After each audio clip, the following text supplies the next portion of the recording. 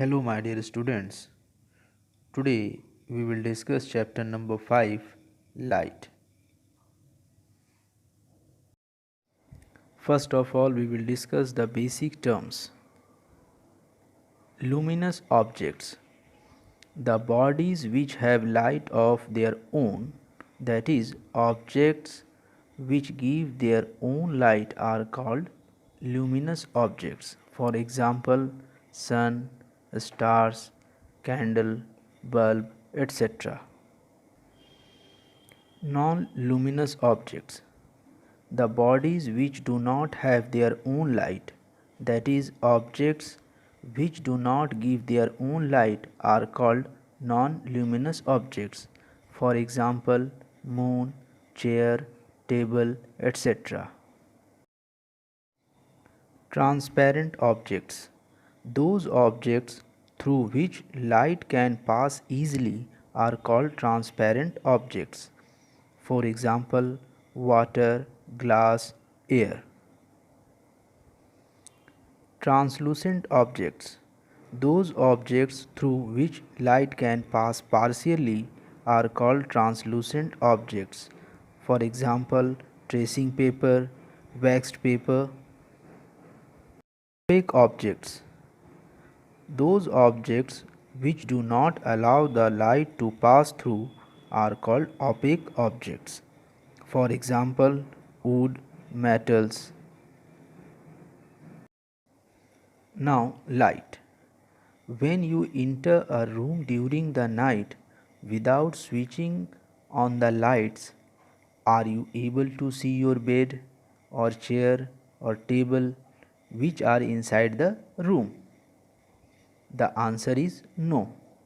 But what happens when you switch on the lights? Now you are able to see the objects. This is because the light from the tube light falls on these objects. The objects then reflect this light into your eyes, and as a result you are able to see it. That is, light is a form of energy which excites in us the sensation of sight.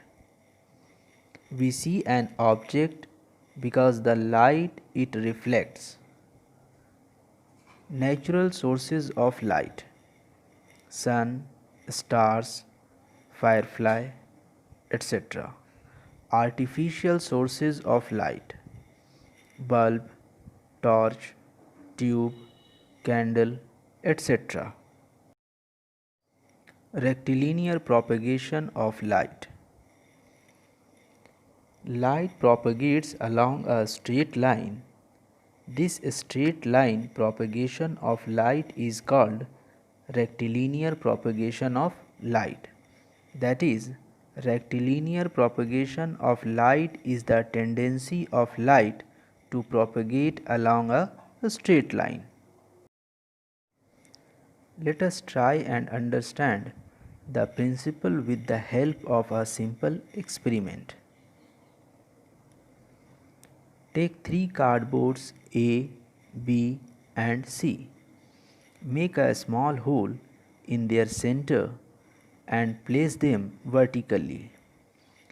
Place a lighted candle in front of cardboard A. When we look through the hole in cardboard C, we find that the candle flame is visible as long as the holes in the three cardboards are in a straight line. Now slightly displace one of the cardboards so that the holes no longer remain in a straight line.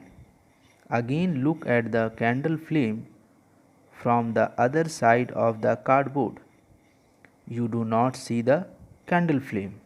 The reason is that light travels in a straight line and the holes in the cardboards are not in a straight line.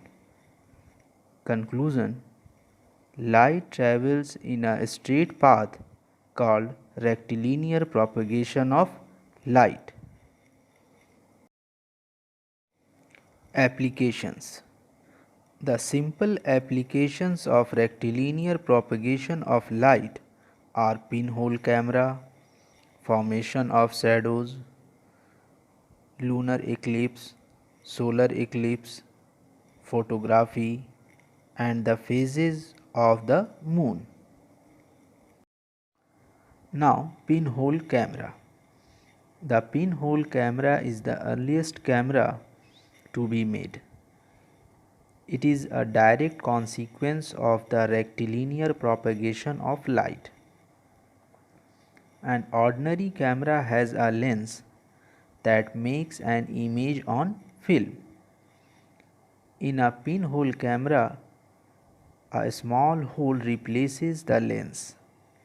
It is based on the principle that a recognizable image is formed on a screen if light is allowed to pass through a small hole. The image formed using pinhole camera is real and inverted. The size of the image formed by a pinhole camera depends, first, directly proportional to distance of the screen from the hole. Second, inversely proportional to the distance of the object from the pinhole. Third, directly proportional to the size of the object. Now, characteristics of the image formed by a pinhole camera. First, the size of the image is smaller than the size of the object. Second, the image formed is real and inverted. Third, the image is clear and sharp. Shadows. A shadow is a region of absence of light. A very small source of light, called a point source, gives a sharp shadow which is equally dark all over. Shadows are formed for two reasons. First, because some objects which are said to be opaque do not allow light to pass through them. Second, light travels in straight lines. Shadow formation can be studied under the following two types. First, shadow produced due to a point source of light, that is umbra. The central perfectly dark portion of the shadow is called umbra. Second, shadow produced by an extended source of light, that is umbra and penumbra. The partially dark portion of the shadow which surrounds the umbra is called penumbra. Now, eclipses. The hiding of one heavenly object behind another is called an eclipse. Eclipses are of the following two types. First, lunar eclipse. Second, solar eclipse. Lunar eclipse. A lunar eclipse is the total or partial cutting off of the light falling on the moon from the sun when the earth comes in between the sun and the moon. Now, solar eclipse. A solar eclipse is the total or partial cutting off of the light from the sun when the moon is in between the sun and the earth.